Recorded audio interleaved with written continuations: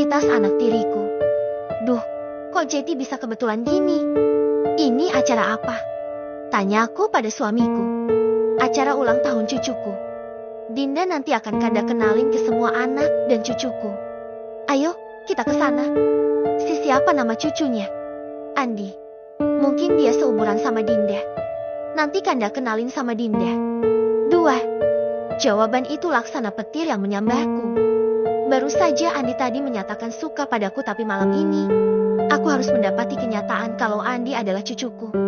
Takdir seperti apa ini? Permisi bos, Nyonya ingin bertemu, ucap Pak Agus. Baiklah, ayo. Apa sekarang waktunya? Apa sekarang jati diriku terungkap di depan Andi? Aku belum siap. Jujur, ada rasa tersendiri saat aku di dekat Andi. Apalagi waktu kejadian tadi pagi. Dinda, kok bengong? Ayo. Iya, jawabku gugup.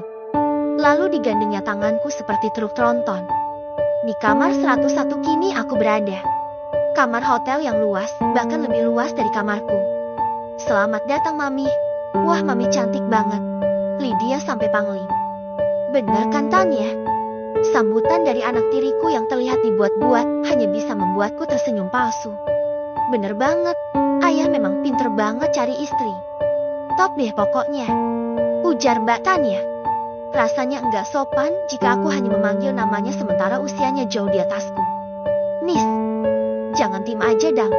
Ini Mami udah datang loh. Kasih sambutan kayak apa gimana? Nisa hanya menampilkan senyum yang dipaksa untukku. Tak ada kata yang terucap dari bibirnya. Suami kalian mana? Tanya suamiku. Oh, Mas Andra lagi panggil Andi, katanya buat dikenalin sama neneknya. Mbak Tanya menjawab keberadaan suaminya. Sama Mas Iqbal juga lagi panggil Tristan buat kesini. Mbak Lydia juga tak mau kalah menjawab pertanyaan suamiku. Baguslah. Ingat ya, suami kalian belum meminta maaf pada istri ayah. Kamu juga Nis. Kamu belum minta maaf kan? Nisa yang dari tadi diam kini justru malah menangis sesenggukan. Baiklah, Nisa akan minta maaf. Nisa mendekat. Aku sedikit panik dengan datangnya Nisa. Maafkan Nisa Mami Seva, istri kesayangan ayah yang sudah merebut segalanya dari Nisa. Mbak Nisa meminta maaf sambil berlutut di depanku. Sungguh, bukan seperti ini yang aku harapkan. Jangan seperti ini. Tolong berdirilah. Aku memegang bahu Mbak Nisa untuk berdiri. Semua yang di ruangan itu tertegun dengan sikap dadakan Mbak Nisa. Jangan sentuh aku. Meminta maaf bukan berarti kamu sudah menang. Dan untuk ayah, selamat berbahagia. Silahkan pilih istri baru ayah biar Nisa yang pergi. Teriak Mbak Nisa di sela isak tangisnya. Mbak Nisa kemudian berdiri dan berlari meninggalkan ruangan. Nisa, teriak suamiku. Ayo kejar Mbak Nisa. Dia pasti sedih. Perintahku pada suamiku. Aku yang menjadi penyebab semua ini merasa sangat bersalah, apalagi sampai membuat hubungan ayah dan anak menjadi rusak. Tidak perlu, sebentar lagi juga Nisa membaik. Dia hanya perlu waktu. Suamiku justru menolak untuk mengejar Mbak Nisa. Nisa kenapa? Kok nangis terus lari? Tanya laki-laki yang baru masuk. Enggak apa-apa. Andi mana? Katanya tadi mau ngajak Andi ketemu sama nenek barunya. Mati aku. Jeti laki-laki ini ayahnya Andi. Andi sama Tristan di belakang bentar lagi juga nyampe tadi ketemu temennya sebelum masuk sini. Kali ini seorang laki-laki yang aku ingat adalah mereka yang menyeretku saat dibawa sama Mbak Lydia kemarin dulu. Ses, Pah. Mbak Tani memberikan kode pada suaminya dan meliriku. Oh iya, ini Mami ya. Saya Andra suaminya Tanya. Maafkan sikap saya kemarin. Saya menyesalinya. Saya juga. Saya Iqbal suaminya Lydia. Maafkan saya. Mereka laki-laki yang menyeretku telah meminta maaf padaku. Tapi aku sama sekali tak melihat ada ketulusan dari raut wajah mereka. Bagaimana Dinda? Apa Dinda memaafkan mereka? Tanya suamiku. Tentu. Aku sudah memaafkan mereka. Masa iya aku bilang tidak mau memaafkan? Walaupun sebenarnya aku meragukan ketulusan mereka. Terima kasih. Kamu memang Mami yang baik, ucap Mbak Lydia. Kemudian lagi-lagi Mbak Lydia dan Mbak Tani memelukku. Udah peluk-pelukannya? Sekarang ayo kita keluar. Acara sebentar lagi dimulai. Kasihan tamu yang sudah menunggu. Suasana sekarang lebih ramai daripada waktu aku datang. Mungkin tamu yang datang juga semakin banyak. Aku duduk di meja bundar yang ada di pojok. Sengaja aku yang memintanya duduk di situ, agar tidak terlalu kelihatan oleh orang lain. Minuman berwarna biru tersaji di depanku. Setelah aku cicipi rasanya tak lebih enak dari teh manis. Mataku tak henti-hentinya mengawasi setiap sudut ruangan. Aku takut jika harus bertemu Andi. Dinda, itu Andi. Sepertinya dia mau ke sini.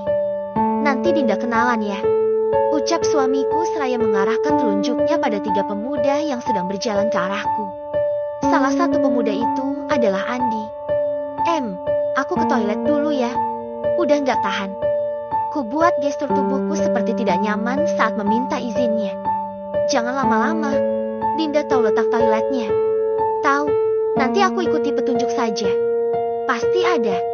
Ku dorong kursi ke belakang dan secepatnya pergi dari ruangan ini. Aku belum siap, sama sekali belum. Bagaimana jadinya nanti jika ketemu Andi? Apakah nanti judulnya akan berganti jadi cucu suamiku mencintaiku? Nenek dan cucu yang saling mencintai. Cucuku menyatakan cinta pada neneknya. Cinta cucu dan nenek terhalang kakek atau kakekku penghalang cintaku.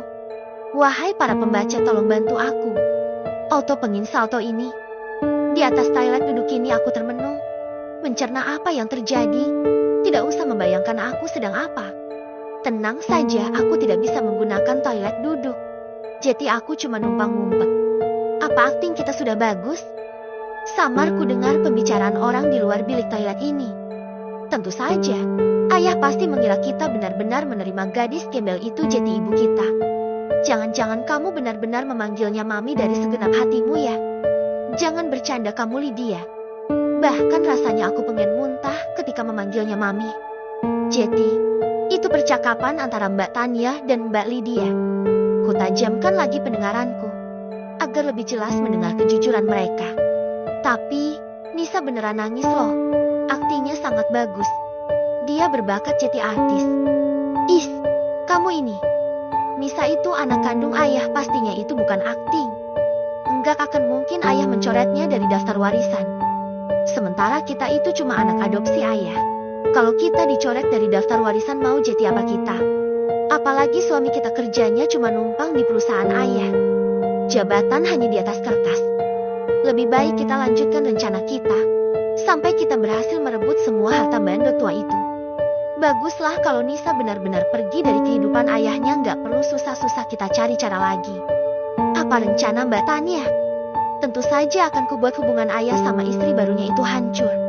Kamu lihat kan istri barunya itu sepertinya belum dekat dengan ayah. Sepertinya dia itu cuma pura-pura. Sama seperti kita yang hanya mengincar harta ayah. Kamu mau dia merebut semua harta ayah? Udahlah, nanti saja kita bahas lagi. Ayo keluar dulu, nanti malah dicari. Astaga, mereka ternyata begitu licik. Tak kusangka juga mereka ternyata bukan anak kandung suamiku. Oke, jadi itu rencana mereka. Mereka tak pernah tulus meminta maaf. Kasihan juga suamiku hanya diperalat hartanya. Baiklah, aku ikuti permainan kalian wahai anak tiriku yang ternyata anak pungut. Kuputuskan untuk kembali ke ruangan pesta. Semoga saja Andi sudah tidak bersama kakeknya. Nah, itu dia suamiku. Ternyata sedang bersama anak juga menantunya. Dinda dari mana? Kok lama? Katanya dari toilet. Mendengar kata toilet, Mbak Tania dan Lydia langsung berubah mimik wajahnya. Ah iya, maafkan aku. Tadi malah masuk ke toilet di ruangan lain, jadi lama. Toilet yang mana? Yang sebelah ini bukan? Tanya Mbak Tania. Bukan, kalau tahu sebelah ada toilet, aku pastinya sudah kembali dari tadi. Mbak Tania langsung mengusap dadanya. Perutku sakit, bisakah aku pulang dulu? Ku genggam tangan suamiku dan kusandarkan kepalaku di bahu suamiku. Sengaja kupamerkan adegan ini pada mereka agar mereka tak mengira aku cuma pura-pura. Dinda sakit? Kita ke dokter aja ya, ucap suamiku panik. Tapi aku belum ketemu sama Andi. Ku buat alasan agar mereka tidak curiga. Lain kali kita atur waktu untuk ketemu. Kita ke dokter sekarang. Tania, ayah pergi dulu. Lanjutkan acaranya. Akhirnya rencanaku berhasil untuk keluar dari ruangan ini tanpa bertemu dengan Andi. Sepanjang jalan suamiku terus menggenggam tanganku. Kubiarkan saja, daripada dia nanti curiga. Kusandarkan kepalaku di kursi mobil baru ini, kupejamkan mataku. Pikiranku berkecamuk memikirkan semua yang terjadi. Gus, tambah kecepatan. Kita langsung ke IGD. Apa? IGD? Aku langsung terperanjat kaget. Siapa yang di rumah sakit? Tanyaku panik. Dinda langsung ke IGD ya? Nanti dirawat saja. Muka Dinda pucat dari tadi juga diam. Perutnya sakit banget ya? Enggak kok. Tamu bulananku datang makanya aku sakit perut. Dibawa tidur juga sembuh. Pak Agus, kita pulang aja. Jangan ke IGD. Maafkan aku. Terpaksa aku berbohong. Baik, Nona Bos. Jawab Pak Agus. Mbak, beli es krim yaks. Ajak Seno. Es krim? Di mana? Tumben pengen es krim. Tanyaku heran. Enggak, biasanya Seno meminta hal seperti itu. Sana, Dinda anterin Seno. Sama cobain motornya, masa dari beli belum pernah dicoba. Usul suamiku. Benar juga. Apa yang dikatakannya? Dari mulai datang motor cuma nangkring di ruang tamu. Oke, bentar Mbak, ganti baju dulu. Kamu siap-siap sana. Ku keluarkan motor baru itu yang terasa cukup berat untukku. Biasanya aku kan hanya bawa motor Rizka. Belajar motor pun sama Rizka. Mau kemana? Fah, tanya Bude Ratmi yang sedang berjalan bersama Riko. Ini Seno minta es krim Bude. Jadi Seva antar ke supermarket depan. Jawabku sambil terus memperhatikan kanan dan kiri untuk menyeberang. Halah, bilang aja mau pamer motor baru. Beli es krim yang 2000-an aja mau ke supermarket. Iri. Bilang bos. Ku tancap gas begitu jalan kosong. Dapat kulihat di spion kalau Riko menghentakkan kakinya dan tangannya menunjuk aku dan Seno. Mbak, dulu Riko sering mengejekku kalau Seno lagi bermain bareng. Riko bawa es krim yang banyak. Semua temannya dikasih kecuali Seno. Seno mengatakannya saat sedang memilih es krim. Aku hanya terdiam mendengarnya. Seno mau es krim yang mana? Tanyaku mengalihkan perhatian. Yang itu, Mbak. Ditunjukkannya es krim berwarna pelangi yang aku lihat di harganya hanya 2000 perak. Aku menggeleng dengan tingkah Seno. Aku kira dia akan meminta yang lebih mahal, ini malah yang paling murah. Beneran yang itu. Yang lain aja coba. Itu 2000-an. Enggak pengen nyobain yang ini. Ku perlihatkan es krim yang ada di wadah tertutup seperti kotak makan. Enggak Mbak, Riko makan itu kayak enak banget. Siger, Seno nyampe ngiler cuma liatin. Ya Tuhan, Seno. Tintin. Kubunyikan klakson motorku di depan Bude Ratmi. Ternyata suara klakson masih kalah dengan nyaringnya suara tangisan Riko. Perasaan Riko itu udah bukan anak kecil lagi, tapi masih saja suka nangis meraung seperti anak kecil. Apalagi kalau permintaannya nggak dituruti. Seno, kamu aja yang turun ya. Kasih ini ke Riko. Kuberikan plastik berisi es krim dari mulai yang bungkusan 2000-an, 10.000-an. Bentuk kerucut sampai yang dalam kemasan bekal makanan, mungkin ada 5 box. Tak lupa kuberikan juga satu plastik besar berisi jajanan. Ada apa klakson-klakson? Pamer motor baru? Mbak Susi yang keluar dengan memakai celana yang begitu pendek dan kaos oblong. Di belakangnya ada Bude dan Riko yang masih menangis. Seno yang mendengar itu langsung menciut. Akhirnya aku turun dari motorku. Ini Mbak, Seno pengen kasih ini buat Riko. Kuberikan yang tadi aku beli ke Mbak Susi. Mbak Susi membukanya dan menyerahkan kepada Bude Ratmi. Riko justru semakin keras menangis. Sekarang malah guling-guling di lantai. Seva permisi pulang dulu. Assalamualaikum. Aku bergidik melihat kejadian itu. Tak ada sahutan salam, apalagi ucapan terima kasih yang terdengar dari mereka. Biarlah, yang penting aku ikhlas memberinya. Mbak, itu kok ada truk berhenti di depan rumah? Ucap Seno saat akan memasuki halaman. Enggak tahu itu. Sepertinya itu truk bawa bahan bangunan. Terlihat nama toko bangunan yang tertera di samping bodi truk. Benar saja truk itu sedang menurunkan semen dan meletakkannya di teras rumah. Apa bapak yang memesannya? Bu, ibu, makan es krim bareng yaks. Seno memanggil ibu begitu masuk ke rumah. Ini anak bukannya masuk ucapkan salam malah teriak-teriak. Ibu keluar dengan membawa nampan berisi kopi panas yang masih keluar asapnya. Buat siapa, Bu? Tanyaku. Buat itu yang nganter bahan bangunan. Suamimu yang pesan itu semua. Katanya masih ada lagi yang mau datang. Jawab ibu. Iya, rumah ini mau direnovasi biar lebih nyaman. Nanti mau dibikin 2 lantai. Kalian diajak pindah di rumah baru nggak mau ya udah renovasi aja rumahnya. Suamiku yang baru keluar kamar langsung menjelaskannya. Tapi, enggak ada tapi-tapian. Enggak ada yang boleh menolak. Suamiku langsung duduk di ruang tamu dan meletakkan uang segepok yang entah berapa jumlahnya di meja. Pak Bambang mau es krim. Seno ada-ada aja. Bisa sakit gigi nanti kalau dia makan es krim. Boleh, sini yang rasa coklat. Tanpa disangka dia malah menerimanya. Kemudian memakannya. Kanda sudah perawatan gigi nggak mungkin sakit. Suamiku sudah seperti cenayang yang tahu isi pikiranku. Aku kemudian duduk di sampingnya. Uang itu untuk apa? Tanyaku. Oh, itu untuk DP bahan bangunan. Tokonya maunya DP langsung baru sisanya bisa transfer. Jawabnya enteng. Seva, keluar kamu. Teriak Bude Ratmi diiringi suara tangisan Riko.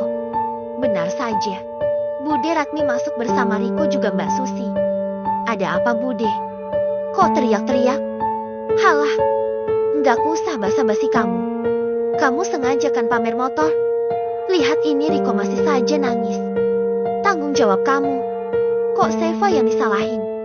Nangis-nangis sendiri kok nyalahin orang lain. Aneh. Mbak Susi kemudian berbisik pada Bude Ratmi. Berikan motor baru itu pada kami. Enteng sekali Bude ngomongnya. HP barunya juga, Bu. Riko mengucapkan di sela tangisnya. Aku tertawa mendengar permintaan mereka. Mau motor sama HP. Beli dan masa minta. Udah berani kamu ya? Kalau motor sama HP nggak diberi, ya udah uang yang di meja itu aja yang Bude bawa. Mata Bude jeli banget ternyata. Bisa langsung lihat uang di atas meja. Kalau permintaan kami nggak dituruti, aku akan laporkan pernikahan kamu ke kampus. Ancam Mbak Susi.